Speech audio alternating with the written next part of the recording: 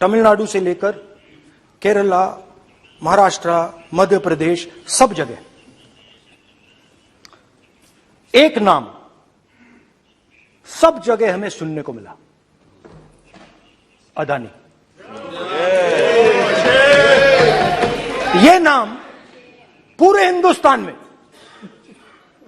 केरल में, तमिलनाडु में, महाराष्ट्र, कर्नाटका, हिमाचल, कश्मीर, सब जगह अदानी अदानी अदानी अदानी अदानी।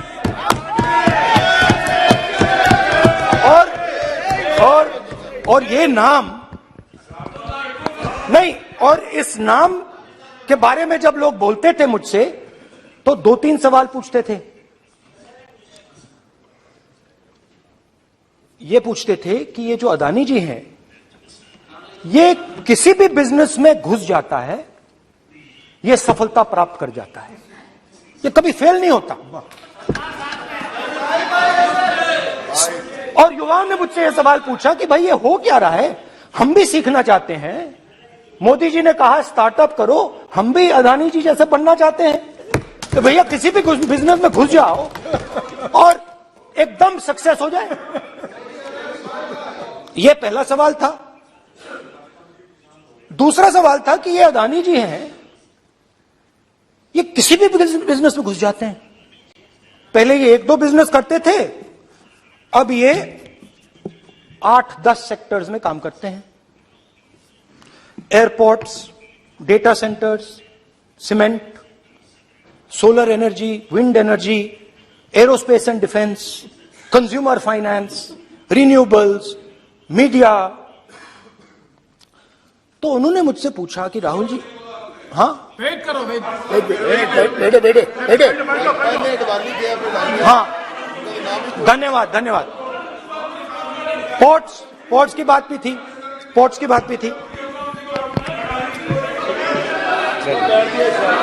ये भी सवाल पूछा कि भैया एक बात बताइए, राहुल जी बताइए हमें कि अदानी जी का जो नेटवर्थ है वो 3 साल के अंदर, 2014 से लेकर 2022 तक ये $8 बिलियन से $140 बिलियन कैसे हो गया? कैसे हुआ? मोदी कैसे? मोदी है तो मुमकिन है। ये 2014 में अगर आप दुनिया की, मुस्कुरा रहे हैं आप, बीजेपी में है ना आप, तो ये लिस्ट आती है, एक लिस्ट आती है दुनिया के सबसे अमीर लोगों की। इस पे ये 609 नंबर पे थे 14 में। 609 पीछे बिल्कुल। पता नहीं जादू हुआ, दूसरे नंबर पे पहुंच गए। मोदी है तो मुमकिन है।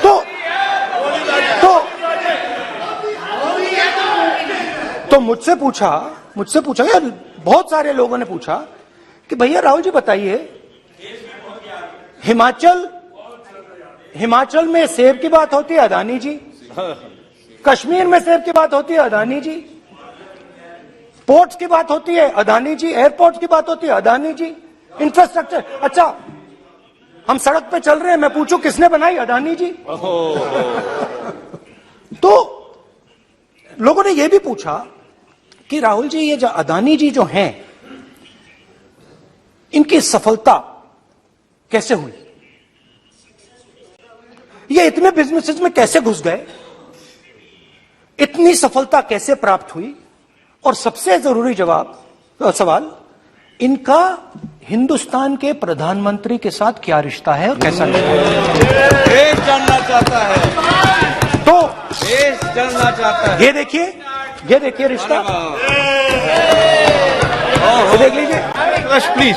पोस्टर माननीय सदस्य, पब्लिक में सर, माननीय सदस्य पोस्टर नहीं, प्लीज पोस्टर नहीं, पोस्टर नहीं है सर। देखिए आप बैठिए, 1 मिनट बैठिए। आप पोस्टरबाजी करेंगे तो इधर कहेंगे राजस्थान के मुख्यमंत्री का पोस्टर चिपकाएंगे। पोस्टरबाजी के लिए सदन नहीं है। आप बात करें, पोस्टरबाजी नहीं। स्पीकर सर, आप वरिष्ठ सदस्य हैं, स्पीकर सर, तो पोस्टरबाजी उचित नहीं है। स्पीकर सर, पोस्टरबाजी उचित नहीं है, प्लीज। राजस्थान के मुख्यमंत्री ये सच्चाई है।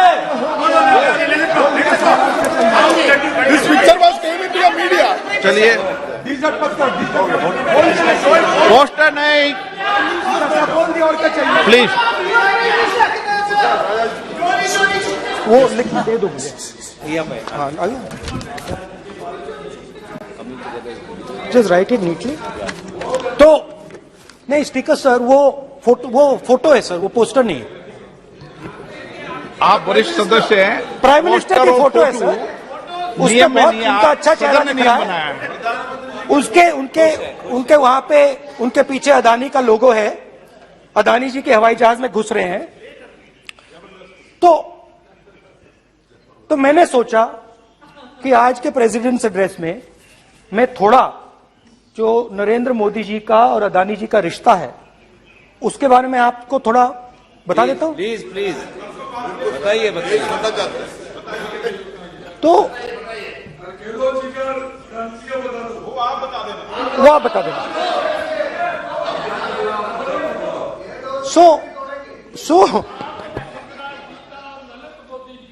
So the relationship begins many years ago when Narendra Modi ji was the Chief Minister of Gujarat. And when most of India's business was asking questions of the Prime Minister, was against the Prime Minister, one man stood shoulder to shoulder with the Prime Minister. He didn't back down. That's commendable. It's not a joke. He was loyal to the Prime Minister. And what did he do? He helped Mr. Modi construct the idea of resurgent Gujarat. Right? The idea that you bring these businessmen together, and you call it resurgent Gujarat, vibrant Gujarat, they're both. And he was the backbone in setting up that group of people. Okay? And the result of that was tremendous growth of his businesses in Gujarat. Expansion of his businesses. I think then the real magic starts. जब प्रधानमंत्री जी दिल्ली आते हैं और 2014 में असली जादू शुरू होता है। मैंने कहा कि 2014 में वो 609 नंबर पे थे, कुछ ही सालों में वो दूसरे नंबर पे पहुंच गए। कैसे पहुंचे? मैं आपको, बहुत सारी इंडस्ट्रीज में काम करते हैं, मैं आपको 2-3 इंडस्ट्रीज का उदाहरण दे देता हूं। एयरपोर्ट इंडस्ट्री की बात, एयरपोर्ट्स की बात करते हैं।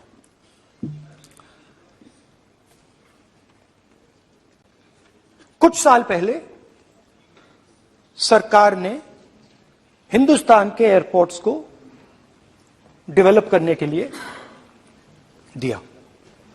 नियम था, there was a rule that anybody who does not have prior experience in airports cannot be involved in development of these airports. नहीं, गलत नहीं बोल रहा हूं।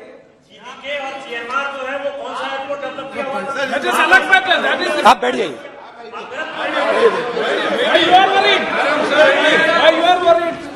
अडानी के डिफेंस में आ गए सर।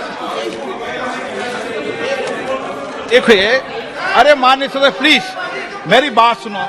तो 1 मिनट मेरी बात सुनो। ये एक मिनट बात सुनेंगे। ये संसद है, अपन किस दिशा पर चर्चा कर रहे हैं ये देश देख रहा है। हमें राष्ट्रपति अभिभाषण पर चर्चा करें तो उचित रहे। बाकी आपकी इच्छा है, स्वतंत्र अभिव्यक्ति है, मेरा मानना ये है। तो अपन एक विषय पर ओके, तो आपको तो रूल बोल था, दे- नियम था। हम हम चुप। पॉइंट ऑफ ऑर्डर किस पे है? सर कैसे एयरपोर्ट का प्राइवेटाइजेशन तो उनके समय हुआ, ऐसी कोई पार्टी थी जिसका अनुभव था? के- ये कौन सी बात कर रहे हैं? ओके बोलिए। ओके प्लीज प्लीज, ओके बोलने दे आपको नेता को, तो बोलने दे आपको कानून नेता को। रूल था, प्लीज बोलने दे। रूल था कि अगर कोई एयरपोर्ट बिजनेस में नहीं था तो वो इन एयरपोर्ट्स को ले नहीं सकता था। इस रूल को हिंदुस्तान की सरकार ने बदला। किसी ने भी बनाया हो, रूल था। बदला है? किसी ने भी बनाया हो, रूल था। बदला रूल बनाया किसने बात नहीं है, रूल बदला किसने बात है। रूल बदला गया,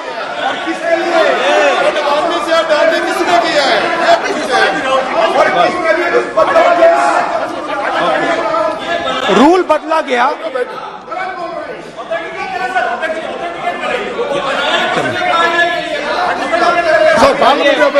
चलता रहेगा क्या सर?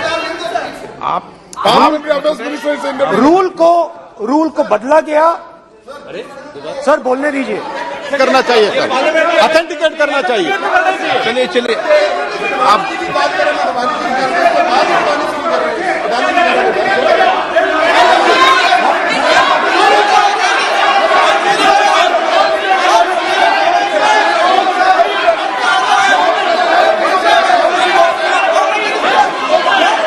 रूल बदला गया सर, ठीक है सर।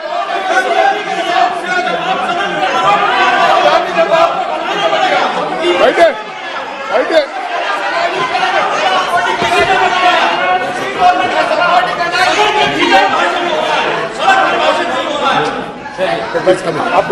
तो ये रूल बदला गया।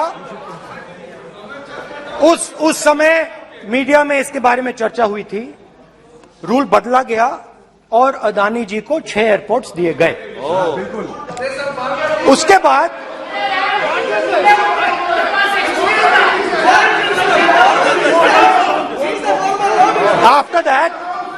after that India's most strategic profitable airport, Mumbai airport,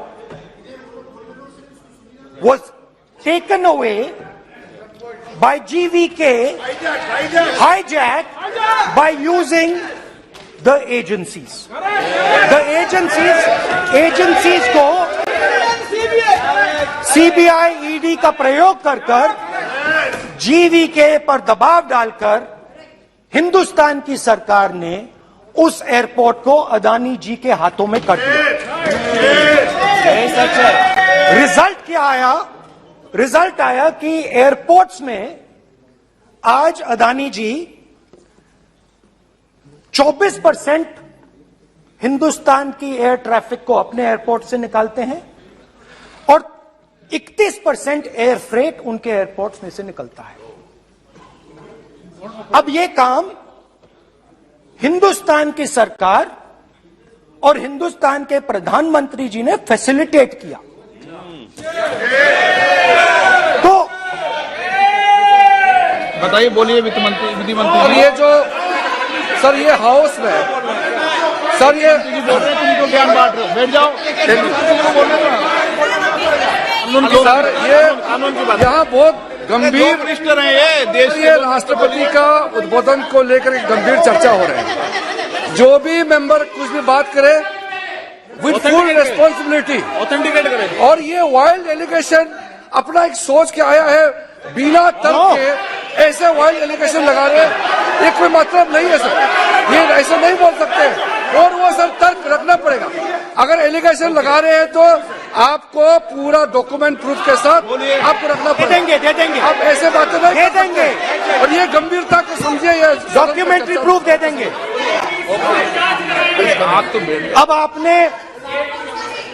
अब आपने जो पिछले स्पीकर थे उन्होंने फॉरेन पॉलिसी की बात की, हम भी फॉरेन पॉलिसी की बात करते हैं। चलिए डिफेंस से शुरू करते हैं। बहुत ऑप्शन है, आप बताइए कहां से शुरू करें। बिजली, डिफेंस, कोयला, बहुत ऑप्शन है। Coal, defence, let us start with defence. अब डिफेंस में अदानी जी का कोई एक्सपीरियंस नहीं था, जीरो एक्सपीरियंस। कल मैंने प्रधानमंत्री को एचएएल में देखा। प्रधानमंत्री जी ने कहा कि गलत आरोप लगाया, मगर रियलिटी तो यह है कि एचएएल का जो कॉन्ट्रैक्ट था 126 हवाई जहाजों का, वो अनिल अंबानी को चला गया और अनिल अंबानी बैंकरप्ट हो गया। वहां भी फैसिलिटेशन था। अब देखिए, और ये जो फ्यूचर एंटरप्रेन्योर्स हैं, जो बिजनेस स्कूल हैं, हार्वर्ड यूनिवर्सिटी जैसे स्कूल हैं, इनको इसका केस स्टडी, इसकी केस स्टडी बनानी चाहिए, शायद बने। How to use government power to build individual businesses, case study.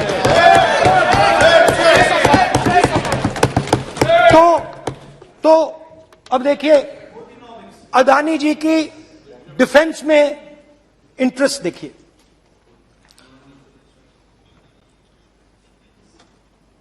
Elbit company के साथ हिंदुस्तान में अदानी जी ड्रोन्स बनाते हैं। ड्रोन्स को हिंदुस्तान की एयरफोर्स, आर्मी, नेवी के लिए रीफिट करते हैं। अदानी जी ने यह काम कभी नहीं किया है पहले। एचएएल यह काम करती है। हिंदुस्तान में और भी कंपनीज हैं जो ये काम करती हैं, मगर प्रधानमंत्री जी इजराइल जाते हैं और उसके एकदम बाद अदानी जी को ये कॉन्ट्रैक्ट मिल जाता है, मगर एक नहीं मिलता। ये मत सोचिए कि ये सिर्फ एक कंपनी की बात हो रही है, ये इंडस्ट्रीज की बात होती है यहां पे। जैसे मैंने आपको दिखाया, एयरपोर्ट का पूरा सिस्टम उठा के ले गए, 30% मार्केट शेयर एयरपोर्ट में ले गए, वैसे ही डिफेंस में करा। तो 4 डिफेंस की इनके पास कंपनीज हैं। यह काम इन्होंने कभी नहीं किया। स्मॉल आर्म्स, जिसमें टावर है जो हमारी स्पेशल फोर्सेस यूज करती है, आर्मी यूज करती है, जिसमें गलील स्नाइपर राइफल है, ये सब अदानी जी बनाते हैं। सीधा स्ट्रेट इजराइल में प्राइम मिनिस्टर जाते हैं, प्राइम मिनिस्टर के साथ वहां पे मतलब बीच में पैदल चलते हैं और फिर जादू से पीछे से इंडिया का फर्स्ट कॉम्प्रिहेंसिव एमआरओ मिल जाता है मेंटेनेंस के लिए, जहाजों के मेंटेनेंस के लिए। स्मॉल आर्म्स का बिजनेस मिल जाता है, इजरायली जो ड्रोन्स हैं उसका बिजनेस मिल जाता है। मतलब जो हिंदुस्तान और इजराइल का डिफेंस का रिश्ता है वो पूरा का पूरा अदानी जी के हाथ में चला जाता है, खत्म कहानी। हाँ, उसमें पेगासस भी है, तो पता नहीं वहां से क्या मतलब पेगासस कैसे आया, क्या हुआ, किसने दिया। अच्छा, एक और बड़ी इंटरेस्टिंग चीज है, एक कंपनी है अल्फा डिफेंस, जो डिफेंस इलेक्ट्रॉनिक्स का काम करती है, एवियोनिक्स का काम करती है, और बहुत स्ट्रेटेजिक कंपनी है। वो भी अदानी जी के हवाले कर दी गई, अदानी जी ने एक्वायर कर लिया। तो आपने देखा कि एयरपोर्ट्स का बिजनेस 30% मार्केट शेयर, हिंदुस्तान और इजराइल का जो वेपन्स का बिजनेस है 90% उठा के ले गए। एक विजिट फॉरेन पॉलिसी, ये है फॉरेन पॉलिसी। चलिए, अब मैंने आपको इजराइल की बात बताई, ऑस्ट्रेलिया चलते हैं। कोयला, ऑस्ट्रेलिया चलिए। ऑस्ट्रेलिया में अदानी जी जाके, नहीं क्यों? आप तो डिबेट करना चाहते थे, आप भी तो डिबेट करना चाहते थे। आपने बोला था कोई भी विषय पे डिबेट हो, तो हो गया अब डिबेट। अब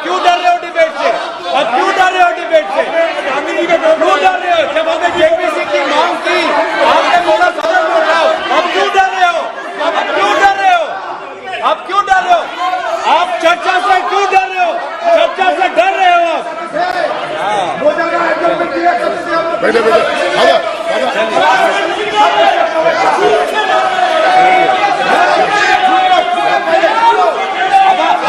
सुनना पड़ेगा, अब सुनना पड़ेगा,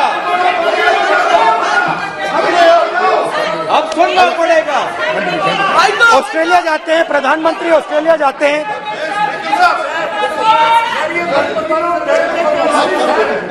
प्रधानमंत्री ऑस्ट्रेलिया जाते हैं। He's not yielding.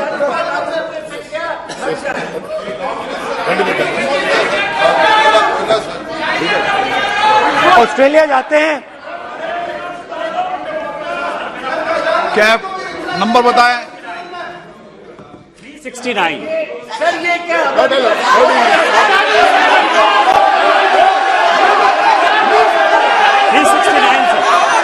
ये कहता है सर, एक पेपर और document to be laid on the table shall be duly देखिए पूरा सरकार इन्होंने सर, मैं इनको चैलेंज करता हूं कि जीएमआर और जीबीके उसको कब एयरपोर्ट का जो है संचालन का अधिकार था और कौन सा रूल है वो कोर्ट करे सर। किस रोल के आधार पर ये इनको मैं चैलेंज करता हूं, पूरी कांग्रेस पार्टी को चैलेंज करता हूं कि जीएमआर और जीबीके को कौन सा एयरपोर्ट चलाने का लाइसेंस जब दिया तो उनको उसका नॉलेज था। मैं चैलेंज करता हूं पूरी कांग्रेस पार्टी को। जब इन्होंने बिरला को बनाने का दिया, डालमिया को बनाने का दिया, टाटा को बनाने का दिया लाइसेंस, उस वक्त उनको कौन सा मोटर चलाने का अधिकार था सर। ये गलत बयानी कर रहे हैं। मेरा ये कहना है कि आप एलिगेशन प्रधानमंत्री को ऊपर लगा रहे हैं, आप पेपर दीजिए और कौन सा रूल भारत सरकार ने चेंज किया एयरपोर्ट में अडानी के लिए वो ऑथेंटिकेट कीजिए, नहीं तो इस तरह की बात नहीं कर सकते हैं।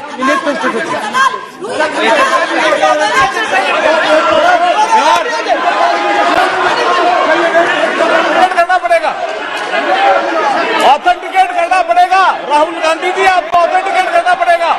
आप ऐसा नहीं बोल सकते हवा में, आप हवा में बोल रहे हो और प्रधानमंत्री जी पर आरोप लगा रहे हो। आपको ऑथेंटिकेट करना ही पड़ेगा।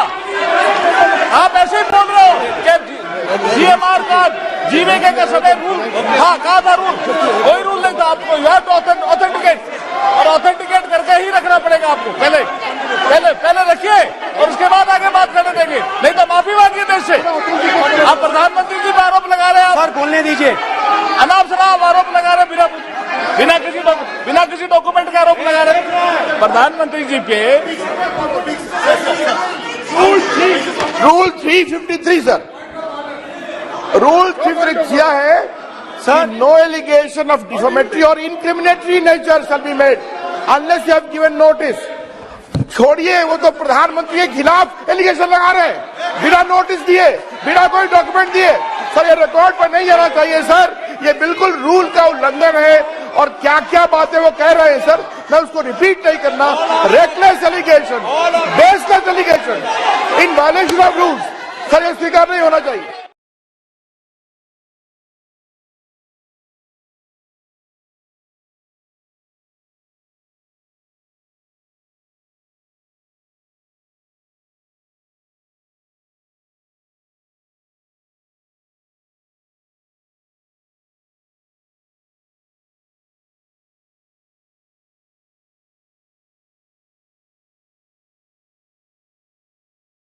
विषय पर सारी राष्ट्रपति की चर्चा लगाई, ये उचित है क्या? फिर आपको बोलना बोले नहीं स्पीकर गलत तरीका है। राहुल गांधी जी आप बोल रहे हैं गलत तरीका है। क्या देश को संदेश देना चाहते हैं आप? क्या संदेश देना चाहते हैं देश को? चलिए राहुल गांधी जी।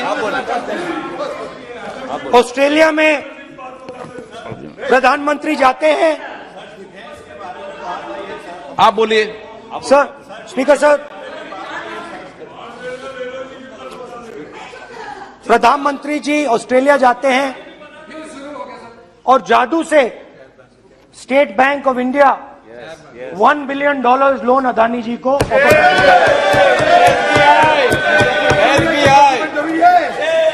सर इसका भी डॉक्यूमेंट जरूरी है क्या, बताओ। मोदी जी आपका सरकारी पास है। Sadyr please. उसके बाद मैं उदाहरण दे रहा हूं, पूरी दुनिया में मोदी जी जाते हैं, घूमते हैं, तो मैं बता देता हूं क्या होता है वहां पे। बांग्लादेश में गए, हाँ काम पे ही जा रहे हैं, वही तो बोल रहा हूं, काम पे जा रहे हैं, बांग्लादेश जाते हैं। मोदी जी की पहली ट्रिप होती है बांग्लादेश में, वहां पे बांग्लादेश को इलेक्ट्रिसिटी बेचने का डिसीजन लिया जाता है। कुछ ही दिन बाद बांग्लादेश पावर डेवलपमेंट बोर्ड 25 साल का कॉन्ट्रैक्ट अदानी जी के साथ साइन कर देता है। 1500 मेगावाट इलेक्ट्रिसिटी का कॉन्ट्रैक्ट अदानी जी। चलिए वहां से श्रीलंका चलते हैं।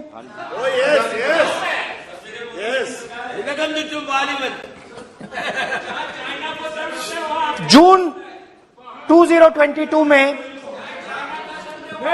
Chairman of Sri Lanka's Ceylon Electricity Board, MMC Fernando, informed a parliamentary committee in Sri Lanka in open hearing that he was told by President Rajapaksa that PM Modi pressured him to give the wind power project directly to Mr. Adani.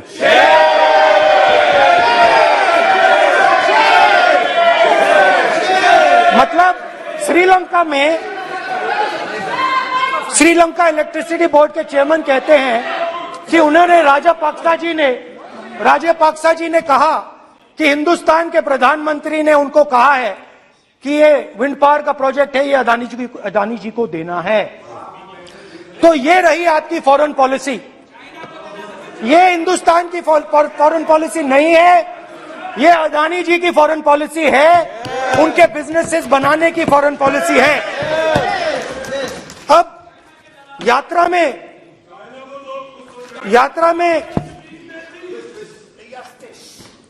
में मुझसे 2-3 और सवाल पूछे गए।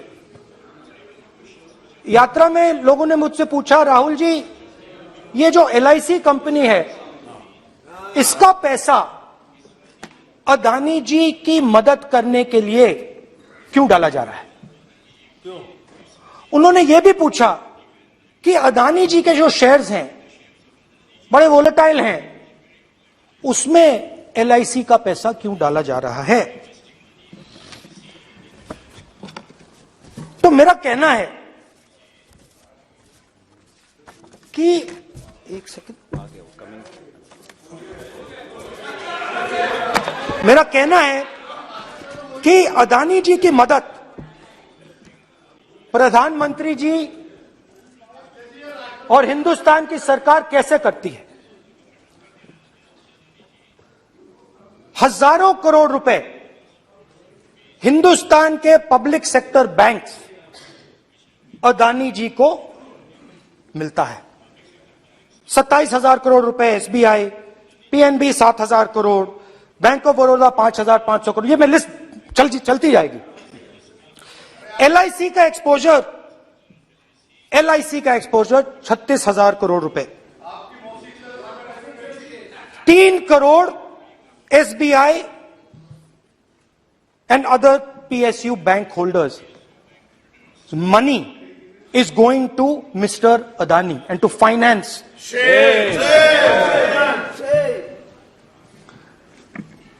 Now, of course, there is another question. तो मदद कैसे हो रही है? हिंदुस्तान के पब्लिक सेक्टर बैंक्स का पैसा, LIC का पैसा नरेंद्र मोदी जी, अदानी जी को दिया जा रहा है।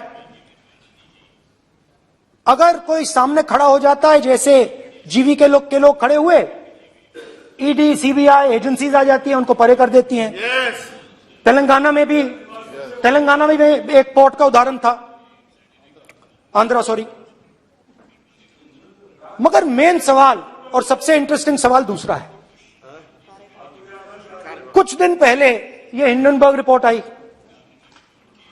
उसमें लिखा था कि अदानी जी की हिंदुस्तान के बाहर शेल कंपनीज हैं। ये जो शेल कंपनीज हैं, सबसे पहला सवाल है, ये हैं किसकी? ये किसकी है मॉरिशस में जो शेल कंपनीज हैं?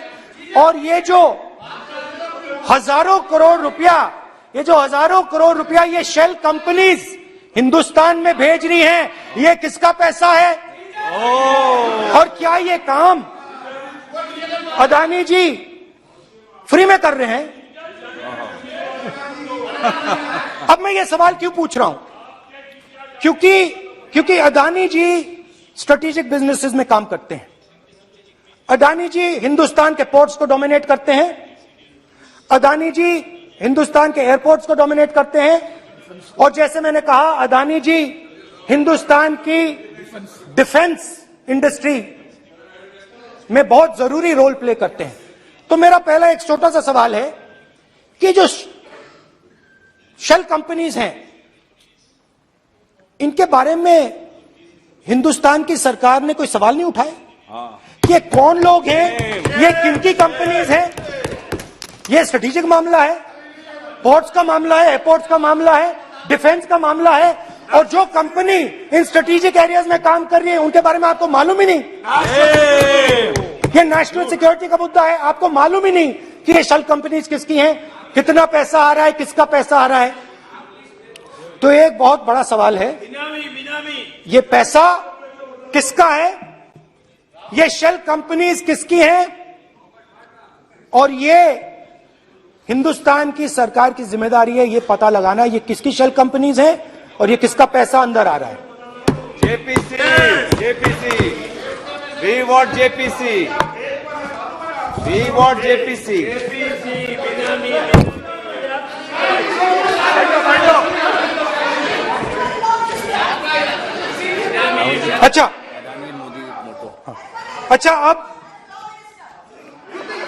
अच्छा अब चलिए छोटा सा बजट के बारे में बता देता हूं। 2022 में अदानी जी अनाउंस करते हैं कि वो $50 बिलियन इन्वेस्ट करेंगे to build the world's largest green hydrogen ecosystem. और इस बजट में बीजेपी की सरकार निर्मला सीतारमण जी कहती हैं हम ग्रीन हाइड्रोजन के लिए बहुत ह्यूज इंसेंटिव्स देंगे। 19,700 करोड़ रुपए हम ग्रीन हाइड्रोजन के लिए देंगे, मतलब अदानी जी को देंगे। जुगलबंदी बजट में अदानी जी के लिए 50 नए airport, coastal shipping, horticulture, grain storage, ये सब काम आप कर रहे हैं। तो मेरे सिर्फ कल प्रधानमंत्री जी आज कल भाषण देंगे, मेरे उनसे 2-3 छोटे से सवाल हैं। मेरा प्रधानमंत्री जी से 2-3 सवाल हैं।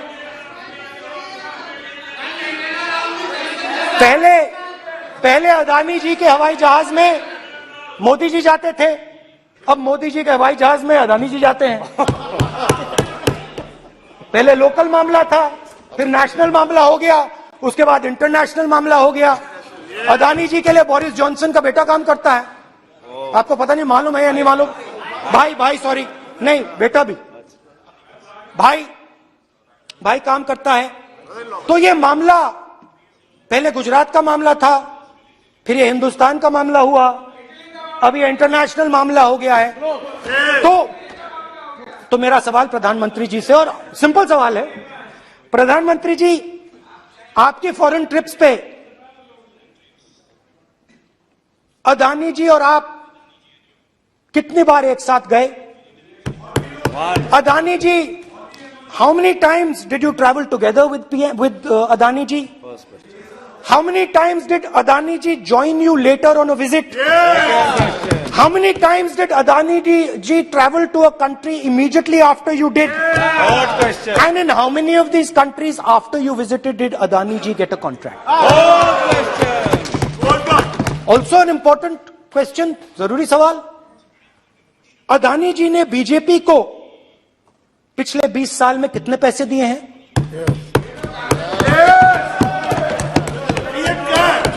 इलेक्टोरल बॉन्ड्स में कितना पैसा दिया है?